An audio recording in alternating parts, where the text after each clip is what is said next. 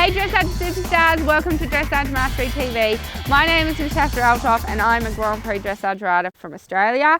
I'm still 39 weeks, but I'm filming this a little bit later. Hopefully I've had my baby by now, fingers crossed for me. But I wanted to keep giving out these videos so you guys can progress in your riding and get the riding results you want. So today's video is all about how to do really awesome, really soft, really floating canter walk transitions. And I'd like to thank my rider, Montana, who is helping out.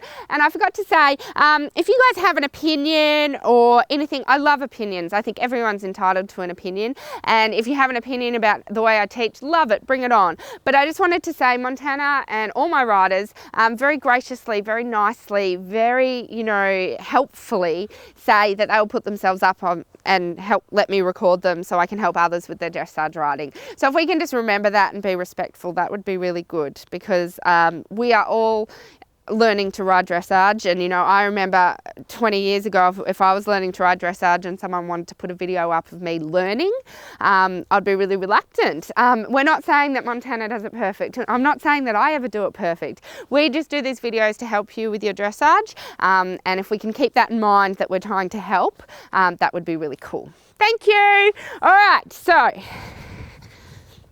how to do awesome canter walk transitions. The first thing, like with every transitions, like what you've heard me say before, the success of the walk transition will depend on the success of the canter. If your canter is not collected, if your canter is not sitting on its hind legs, you will not get a walk transition that's off the forehand and floating. If you've ever done a really good canter walk transition, my best way to describe it is it literally floats. It is the most beautiful feeling to get that right moment of when you feel that the horse is collected and to ask for walk, and it's just canter, canter, walk, step, walk, step, walk, step, walk, step. But what tends to happen is people don't, like the horse isn't collected enough, or you ask at the wrong time, and the canter transition goes something like canter, canter, trot, trot, trot, trot, walk, walk, walk. And of course that doesn't score well in dressage tests, and that's not what we want to do. So Montana, when you're ready, canter. Yep. Okay, and then collect the canter and walk. Now Montana's just been practicing this, and for 2 weeks she kept getting trots, and then she just found it. Collect, collect, collect. Good. So it's not perfect. There was still a little bit too much movement in the head, and it wasn't as crisp as what it can be. Canter, canter, walk, walk, walk, but still really cool. So when you're ready, canter again.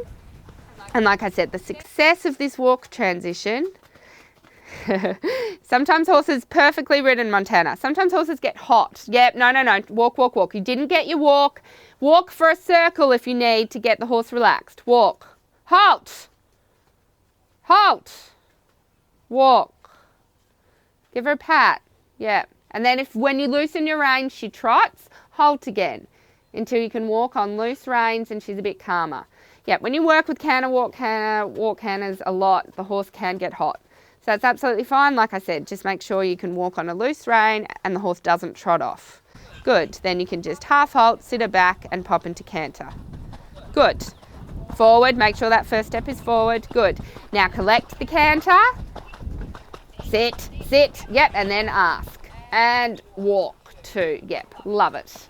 Good girl. So what we're showing you now is Montana's just got it. But like I said, for 2 weeks, she didn't have it.